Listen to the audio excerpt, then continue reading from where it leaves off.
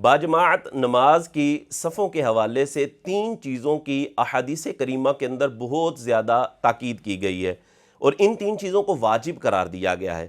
اگر کوئی بغیر عذر شرعی کے ان میں سے کسی ایک کو بھی چھوڑ دے گا تو وہ ناجائز، ترک واجب اور گناہ کا ارتکاب کرنے والا ہوگا۔ اور وہ 3 چیزیں کون سی ہیں؟ ان 3 چیزوں میں سے پہلی چیز ہوتی ہے تسویہ۔ تسویہ کا مطلب یہ ہوتا ہے کہ صفیں بالکل سیدھی ہوں۔ بالکل سیدھی ہونے سے کیا مراد ہے؟ کہ پیچھے جو مقتدی حضرات کھڑے ہوئے ہیں صف بنا کر، ان کی گردنیں، شانے اور ٹخنے بالکل برابر ہونے چاہیے۔ کوئی بھی نمازی، کوئی بھی مقتدی آگے پیچھے نہیں ہونا چاہیے۔ اگر آگے پیچھے ہو جائیں گے تو صف ٹیڑھی ہو جائے گی، اور یہ ترک واجب ہے، اور یہ ناجائز اور گناہ ہو جائے گا۔ تو تسویہ یہ پہلی چیز ہے۔ دوسری چیز ہے اتمام۔ اتمام کا مطلب یہ ہوتا ہے کہ جب تک اگلی صف مکمل نہ ہو جائے تو دوسری صف کو شروع نہ کیا جائے۔ یعنی پہلے یہ دیکھا جائے کہ اگلی صف دونوں کونوں تک پر ہو چکی ہے۔ اگر ہو چکی ہے تو پھر آپ دوسری صف کو شروع کریں۔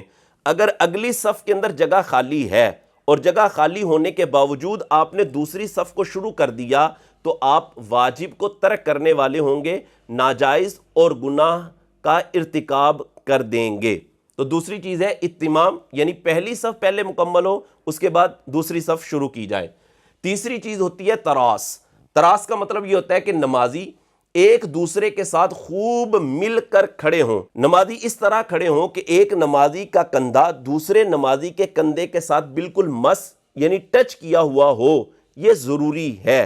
اگر بیچ کے اندر خلا ہو گیا تو یہ بھی واجب کا ترک ہوگا اور ناجائز اور گناہ کا ارتکاب ہوگا۔ اور یہ تینوں چیزیں جو میں نے آپ کے سامنے بیان کی، تسویہ، اتمام اور تراس، یہ نبی کریم علیہ الصلوۃ والسلام کی احادیث کریمہ سے ثابت ہیں۔ سنن ابی داؤد حدیث نمبر 661، 662، 666، ان میں یہ باتیں موجود ہیں۔ اسی طرح صحیح مسلم کی حدیث نمبر 968 اور بخاری شریف کی حدیث نمبر 717، ان تمام احادیث کے اندر، اس کے علاوہ مسند امام احمد بن حنبل کے اندر بھی انہی 3 چیزوں کو بار بار بیان کیا گیا ہے۔ اچھا، اس میں ایک صورت مسجد کے اندر یہ بھی نظر آتی ہے کہ مسجد کی جو صف ہوتی ہے وہ جیسے یہاں سے لے کر یہاں تک ہے، یعنی مسجد کی دیوار اندر والی وہ یہاں سے لے کر یہاں تک ہے، اور صف یہاں سے لے کر یہاں تک ہی بنتی ہے۔ لیکن ہمارے ائمہ حضرات کہہ لیں یا نمازی حضرات کہہ لیں یا مسجد کی انتظامیہ، انہوں نے اتنی جگہ میں یہاں سے لے کر یہاں تک چٹائی ڈالی ہوتی ہے، جی صفیں ڈالی ہوئی ہوتی ہیں۔ اب کیا ہوتا ہے، نمازی حضرات صف بناتے ہیں تو وہ یہاں سے لے کر یہاں تک انہوں نے صف بنائی۔